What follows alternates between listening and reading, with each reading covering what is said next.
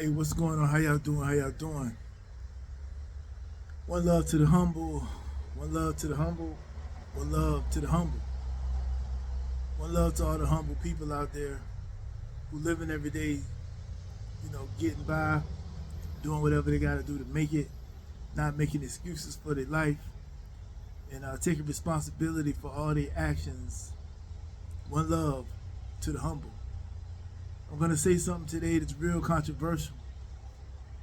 It's a controversial topic. I know it's controversial, but it's true. And I like to speak on things that's true, regardless if it may feel good or if it may hurt. I like to speak on things that's true. And truth is truth, whether I agree with it, whether you agree with it, no matter who agrees with it. Truth is the truth. It always will be the truth, no matter who likes it or no matter who speaks it. And what I'm going to talk about right here today is something I've talked about before on my other channel. I mean, I had a different channel, and I talked about this, and it rubbed people the wrong way. It rubbed people the wrong way, and I understand that it rubs people the wrong way. I understand that this is gonna hurt some feelings, and people don't like to talk about this. Now, I'm not gonna spit stats like I did before. I got into all the numbers. I was talking stats, percentages, and all that. I'm not gonna talk like that today because nobody cares about stats. No matter how many stats you give, people are always gonna respond with emotion, and it doesn't get nowhere. So it doesn't matter if I talk stats like percentages, 40% of this percent of that, whatever. Nobody hear that anyway. They just get upset with the topic, and they start bashing, name calling, and just really not want to deal with what's going on. So I'm not going to speak stats. I'm just going to talk about some things that is. And when you look at black culture is in a disarray. Black culture is in a disarray. The black community is in a disarray. And it's been steadily declining as time has been going on. I'm old enough to have seen things change in my time. I've seen things change. And most people don't even know about the change because they're young. They're too young. They don't really understand. But what the young people have today that I did not have is you got cell phones. And you can type on your cell phone anything you want to find out, any information you want to research. When I had to do research back when I was young, I had to go to a library. I had to sit down in the library and look through books, go look through cards to find the books, and then go search for the book on the shelf. You could just pick up your phone. Well, we all could just pick up our phones and go in there and search for stuff. But the black community, the black community is in a disarray. We are like last in everything of importance, and we are not looking like we're gonna come out of this. I don't think we're ever gonna come out of it. I think it's just gonna keep getting worse. But that's all it's been doing since ever since we come out of slavery. It's been just getting worse. But if you look at what we listen to today, look at the music that we listen to. Music shapes culture. Believe it or not, music shapes culture. That's what culture is. Arts is a part of culture, if you didn't know that.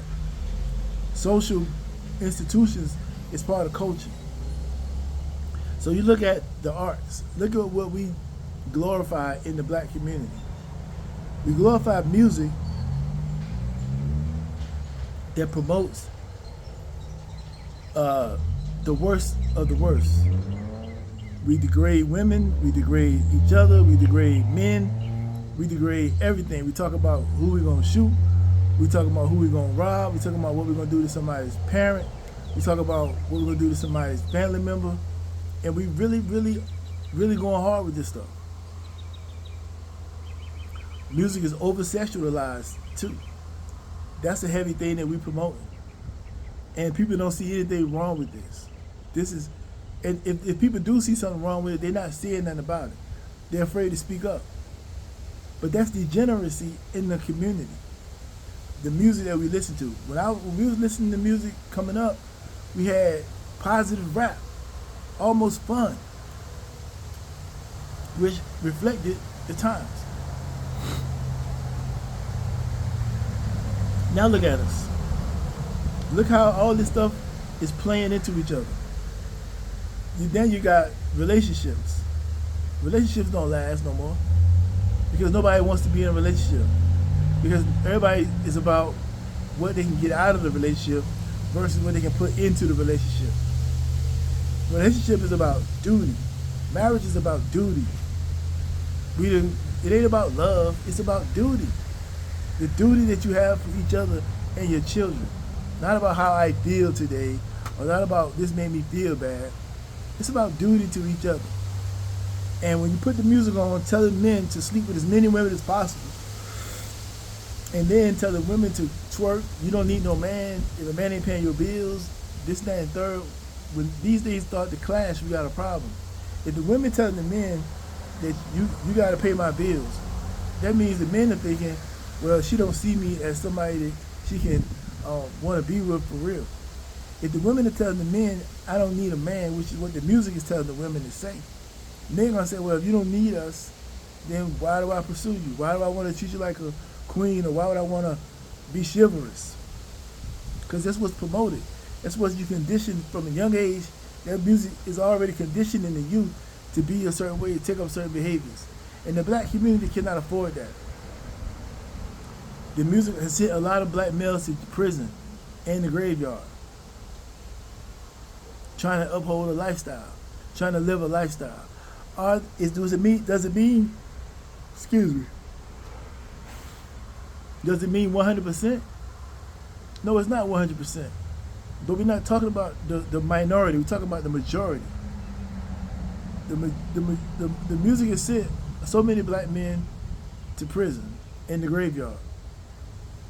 Nobody talks about that. All we talk about is having fun in the club, twerking, popping bottles, listen to this degenerate music. It's causing degeneracy in our community, and we don't care. Nobody's in an uproar about it. We're letting it go on as if it's normal. It has become normal, true, but it's not the way to go.